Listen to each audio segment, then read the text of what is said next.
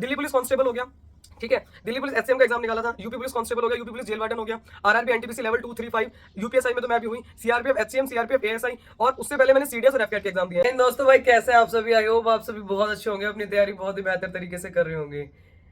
Lucent की book को कैसे पढ़ना है, इस बुक में से क्या आज भी क्वेश्चंस आते हैं, आपने लूसेंट पढ़ी थी या नहीं पढ़ी थी, और क्या इसमें से सब कुछ पढ़ना होता है। सबसे बड़ी बात पता है क्या है, आजकल जो बच्चे परेशान है ना, वो इस बात को लेके परेशान है कि उस पब्लिकेशन की पर्टिकुलरली बुक आ रही है वो कर लेते हैं, उस पब्लिकेशन की बुक आ रही है उसको भी खरीद लेते हैं, करंट अफेयर की 10 तरह की बुक आ रही है उसको ले आते हैं, सारी बुक आप लोग ले आएंगे, पर जो ये अकेली बुक है ना, ये अकेली बुक तुम्हें सिलेक्शन दिला देगी भाई।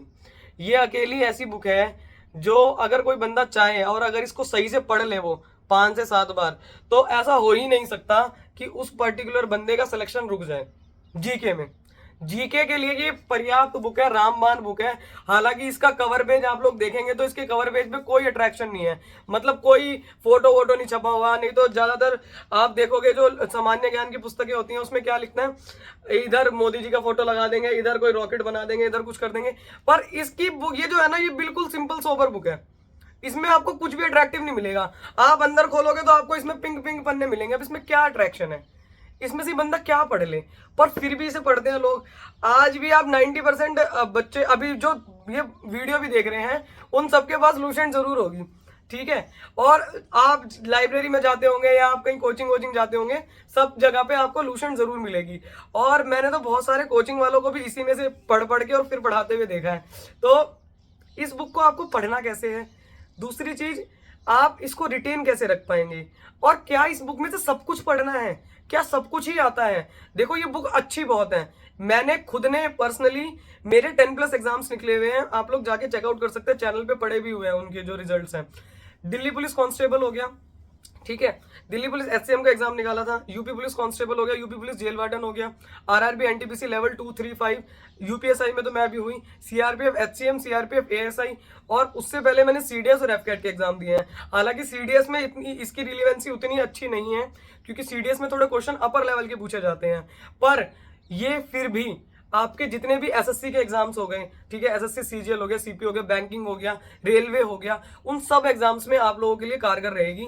अगर कोई बच्चा बिल्कुल अभी बिगनर है और अभी बिल्कुल तैयारी अपनी स्टार्ट कर रहा है और उसको कुछ ही दिन हुए हैं तैयारी करते हुए, तो वो इस बुक को ले सकता है। 6 से 8 महीने इसको बुक को कंप्लीट करने में लगेंगे। सच्चाई तो ये है, अब मुझे पता है बहुत सारे लोग तो आगे देखेंगे भी नहीं, क्योंकि उनको लगेगा कि कुछ चूरन मिलेगा। भाई चूरन देखो, चूरन मिलता है, चूरन एक स्मार्ट स्ट्रेटेजी आपको बताई जा सकती है, परंतु आपको एक बार तो हार्डवर्क करना ही पड़ेगा मेरे भाई।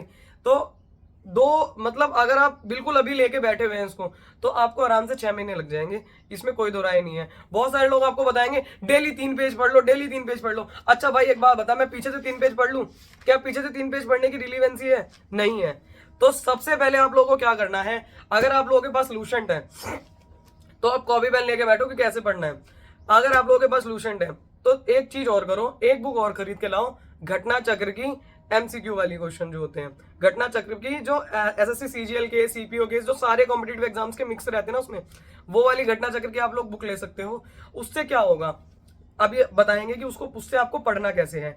दूसरी चीज जो आपके पास होनी चाहिए, जिस भी एग्जाम की आप तैयारी कर रहे हो, तुम्हें कम से कम 1000 बार तो मैंने बता दिया होगा कि अगर आप सपोज आरपीएफ एसआई की तैयारी कर रहे हैं तो यहाँ पे अपना सिलेबस जो है उसको टांग लो, हिस्ट्री में से क्या पूछा जा रहा है। अब जैसे मान लो अब हम इस बुक को खोलें तो इस बुक में आप एक चीज देखते हो कि यहाँ पे लिखा हुआ है विश्व इतिहास। क्या विश्व इतिहास हमें पढ़ना है? विश्व इतिहास हमें नहीं पढ़ना।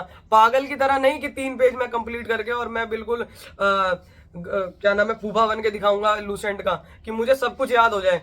सब कुछ याद नहीं करना है इसमें से हमें वही चीजें याद करनी है जितनी चीजें हमारे लिए जरूरी है। और सबसे ज्यादा वेटेज अगर कोई रखता है, और सबसे ज्यादा जो परेशान जो एस्पिरेंट जिससे रहते हैं, वो सिर्फ और सिर्फ जीके से रहते हैं। और इसको तुम्हें दोस्त टाइम देना पड़ेगा, तुम इससे भाग नहीं पाओगे। मैं पर्सनल अपनी बात बताऊं, जब मुझे स्टार्टिंग में ऐसा लगता था, जब मैंने बिल्कुल तैयारी स्टार्ट करी थी कि मैं हिस्ट्री विस्ट्री नहीं पढ़ूंगी, अपन तो हिस्ट्री लिखने के लिए पैदा हुए हैं, हिस्ट्री कैसे पढ़ेंगे। पर भाई अपन ने हिस्ट्री पढ़ी और हिस्ट्री पढ़नी पड़ी, और तुम्हें भी हिस्ट्री पढ़नी पड़ेगी, पॉलिटी पढ़नी पड़ेगी, इकोनॉमिक्स भी पढ़नी पड़ेगी, अगर तुम्हें पेपर निकालने हैं तो। आ रही है बात समझ में? तो इस गलत फहमी में मत रहना कि मैं बिना पढ़े और मैं वो करके निकाल लूंगा। हालांकि मैं अपनी पर्सनल बात बताऊं तो इकोनॉमिक्स के सिर्फ मैंने कुछ कुछ टॉपिक्स पढ़े हुए हैं आज भी। मैंने पूरी इकोनॉमिक्स मुझे अभी भी नहीं आती, सत्य बात तो ये है, ठीक है। पर बाकी सारे टॉपिक्स मैंने जो भी करे हैं वो सिर्फ और सिर्फ लूसेंट से करे हैं। और आप अगर चाहें तो ज्योग्राफी के लिए तो आपको कोई टीचर भी ढूंढने की जरूरत नहीं है, इसी में से ही आपकी सारी चीजें हो जाएंगी, सब कंप्लीट अप हो जाएगा।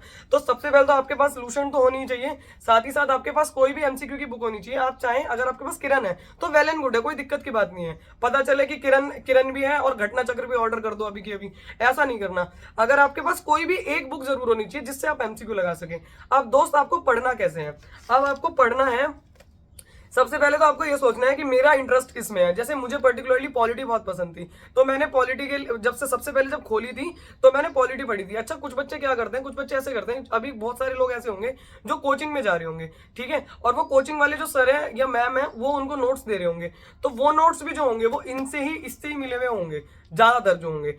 तो आप लोगों को क्या करना है, अगर आप किसी कोचिंग में जाते हैं, ठीक है, अगर आप किसी कोचिंग में जाते हैं उनसे जो नोट्स मिले उन नोट्स को तो पढ़ना ही है, साथ ही साथ एक बार आपको इसकी रिवीजन जरूर से मारनी है, ठीक। दूसरी चीज, आपको अपना इंटरेस्ट देखना है कि भाई मेरा इंटरेस्ट किस में है। इंटरेस्ट अगर मेरा पॉलिटी में है तो सबसे पहले तुम पॉलिटी को उठाओ, और पॉलिटी का कुछ नहीं करना, सिर्फ और सिर्फ तुम्हें डेली की डेली 3 से 4 पन्ने पढ़ने हैं और स्टार्टिंग के पन्ने पढ़ने हैं। जैसे ये मान लो, अब तुम पॉलिटी खोलोगे तो पॉलिटी खोलते हैं ना, ये भारतीय संविधान का इतिहास आ जाएगा। अब इसमें भाई ये तुम्हें कुछ समझ में नहीं आएगा। ये देखो मेरी बुक की देखो क्या हालत हो रही है, ये तुम्हें कुछ जल्दी से समझ में नहीं आएगा। तो अगर तुम्हें नहीं समझ में आ रहा, तुम इससे नेक्स्ट पॉइंट से उठाओ भारतीय संविधान सभा, यहां से तुम्हें चीजें समझ में आने लगेंगी, क्योंकि ये भारत वाली कुछ बातें हो रही हैं। अब तुम यहां से पढ़ोगे 1833 का चार्टर अधिनियम, तुम्हें समझ में ही नहीं आएगा। तुम यहां से पढ़ना शुरू करो, इसको पूरा का पूरा पढ़ो। अब जब तुमने पढ़ लिया, कम से कम, मैं ये नहीं कह रही तुम्हें 3 पन्ने तुम्हें रोज करने हैं, पर ये प्रण लो, अभी कमेंट करो कि मैं कम से कम 3 टॉपिक जरूर खत्म करूंगा। जिस दिन भी मैं लूसेंट पढ़ने बैठूंगा उस दिन मैं 3 टॉपिक जरूर खत्म करूंगा। जैसे सपोज किसी ने आज से स्टार्ट करा तो वो भारतीय संविधान सभा पढ़ेगा, उसके बाद वो यहां से पढ़ेगा भारतीय संविधान की उद्देशिका अथवा प्रस्तावना, तीसरा पढ़ेगा भारतीय संविधान के विदेशी स्रोत। ये चीज तुम्हें पढ़नी है। अगर तुम हिस्ट्री से स्टार्ट कर रहे हो तो हिस्ट्री से तुम्हें पता है कि भाई हिस्ट्री में सबसे ज्यादा जो पूछा जाता है वो इंडस वैली सिविलाइजेशन पूछी जाती है। अगर आप किसी भी एसएससी में भी देख लो, सबसे ज्यादा वही पूछा जाता है। तो आप जैसे आपने सपोज करो यहाँ से स्टार्ट किया पढ़ना, अब आपने ये टॉपिक पूरा का पूरा पढ़ा, इसको एक बार दोबारा से रीडिंग मारो। सिर्फ पहली बार में ये मत सोचना कि मुझे याद हो जाएगा, तुम्हें याद नहीं होगा भाई, पहली बार में तुम्हें याद होगा ही नहीं पहली बार में, तो ये सोचना ही मत, तुम्हें कम से कम तीसरी चौथी बार में जाके याद होगा। तुम्हें बस ये करना है कि मैं एक बुक है और मैं उसको पढ़ रहा हूँ, ठीक है। एक बुक जैसे तुमने सपोज करो हिस्ट्री उठाई, हिस्ट्री में से तुमने पढ़ना शुरू करा, उत्तर में हिमालय से लेकर दक्षिण में समुद्र तक फैला उपमहाद्वीप भारतवर्ष के नाम से ज्ञात है। तुमने ऐसा बस पढ़ा, सिर्फ नॉर्मल इसको पढ़ना है। अब तुम्हें पता है इसमें से तो कोई क्वेश्चन पूछा नहीं जाएगा भाई, तो नहीं को पूछा जाएगा तो आगे बढ़ते रहो। सिर्फ और सिर्फ शुरुआत में तुम्हें इसकी रीडिंग देनी है। और जैसे आज मैंने शुरू के 3 टॉपिक कर लिए, ठीक है, मैंने ये पढ़ लिया, उसके बाद मैंने इंडस वैली सिविलाइजेशन पढ़ ली, उसके बाद मैंने ये देख लिया कि हड़प्पा जो सभ्यता थी वो कौन सी नदी के किनारे थी, ये सब मैंने देख लिया।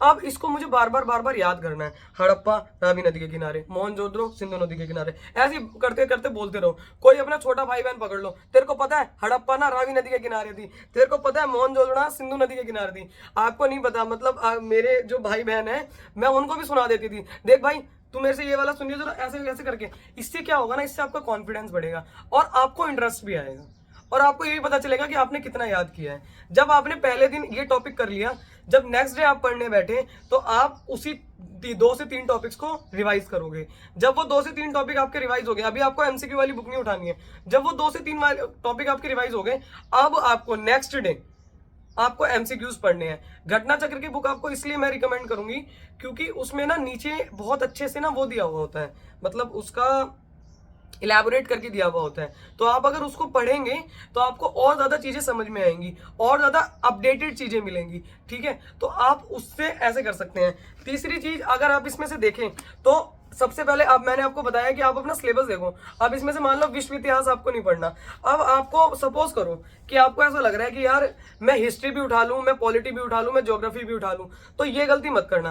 पहले आप एक सब्जेक्ट को अपने कंप्लीट करो। जैसे आपने हिस्ट्री उठाई तो आप पहले हिस्ट्री को ही कंप्लीट कर लो। अगर आपको ऐसा लग रहा है कि मुझे जो प्राचीन भारत का इतिहास है उसमें मुझे थोड़ा ज्यादा इंटरेस्ट नहीं आ रहा, तो आप सबसे पहले मॉडर्न हिस्ट्री से शुरुआत कर सकते हो। मतलब क्योंकि मॉडर्न हिस्ट्री से आज भी ज्यादा से ज्यादा क्वेश्चन पूछे जाते हैं। विश्व इतिहास तो गलती से मत उठा लेना। मॉडर्न हिस्ट्री से क्वेश्चन पूछोगे, ये जैसे ये दिया हुआ है, अब आपको पता कैसे चलेगा कि मुझे इसमें से इंपॉर्टेंट क्या है? वो पता चलेगा आपको क्वेश्चंस देख के। जिस भी एग्जाम की आप तैयारी कर रहे हो, वो जो घटना चक्र की बुक आपके पास है उसमें से देखो कि यार क्वेश्चन किस तरीके से पूछे जा रहे हैं। क्या आत्मीय सभा किसने बनाई थी? राजा राममोहन राय ने बनाई थी। तो ये वाला क्वेश्चन पूछा जा रहा है कि नहीं पूछा जा रहा है? इसका मतलब ये क्वेश्चन इंपॉर्टेंट है, इसका मतलब मुझे सभाएं याद करनी है। आ रही है बात समझ में? इसी तरीके से आपको ज्योग्राफी में करना है और सेम इसी तरीके से आपको इकोनॉमिक्स में भी करना है। इकोनॉमिक्स में मैंने पर्सनली इकोनॉमिक्स इससे नहीं पढ़ी थी, मैंने मोटी चीजें देख ली थी।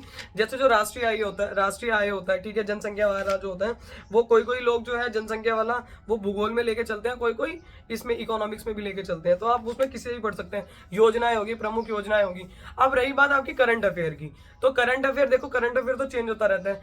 उसके लिए मैंने कभी भी करंट अफेयर के लिए मतलब रोज डेली के नोट्स नहीं बनाए, बेवकूफी वाली काम नहीं करा। सुबह 6 बजे लाइव आना क्लास में, कभी नहीं, जिंदगी में आज तक कोई लाइव क्लास नहीं ली, कोई भी लाइव क्लास नहीं ली, क्योंकि मुझे लाइव क्लास लेना सबसे बड़ी बेवकूफी लगती है।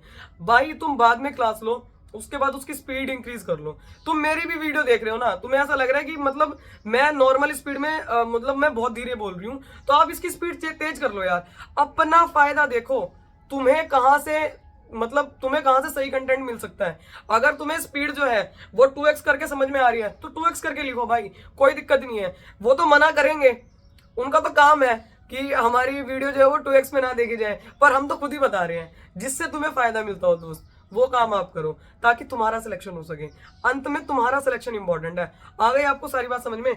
इस तरीके से आपको पढ़ना है। जब आप एक बार पढ़ लें उसको दोबारा से रिवाइज करो, दोबारा से रिवाइज करें। मैं भी पर्टिकुलरली ऐसे ही करती थी कि जैसे मैंने पढ़ लिया एक बार तो उसको 2 बार 3 बार 4 बार, जब तुम इसको 4 से 5 बार पढ़ लोगे ना, तब जाके तुम्हारे कुछ पल्ले पड़ेगा कि इसमें ये बोल क्या रहा है। इससे पहले तो तुम्हारे समझ में भी नहीं आएगा।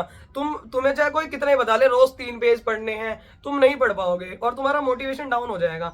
पर अगर तुम साथ साथ एमसीक्यू लगा रहे हो तो तुम्हारा मोटिवेशन डाउन नहीं होगा। अगर तुमने किसी छोटे भाई बहन को पकड़ लिया कि यार सुन मेरे से इसमें तो क्वेश्चन पूछ ले, संविधान सभा में कितने वो थे, कितनी महिलाएं थी, ये वाला क्वेश्चन पूछ ले मेरे से।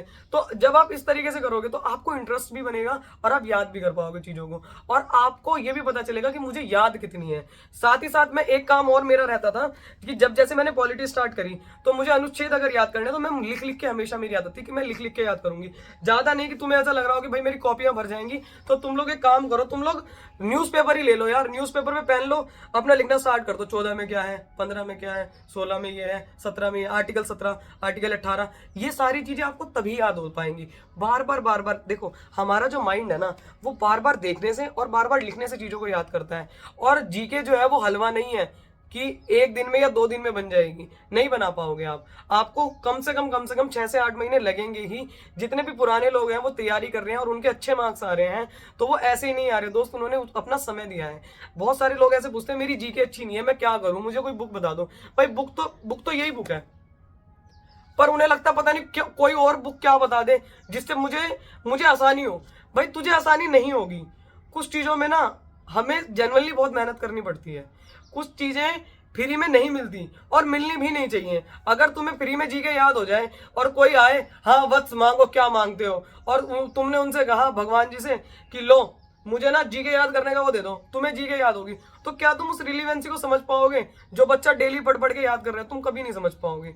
इसीलिए उसको करो, अपने संघर्षों को लिखो। आप लोग एक काम और कर सकते हैं, आप लोग डेली ना एक चार्ट बना लो ऐसे करके, 1 2 3 4 5 6 7 8 9 10 11 12 ऐसे करके 90 दिन लिखो उस पर, और जिस दिन तुमने जीके पढ़ी है उस पर टिक लगाते जाओ।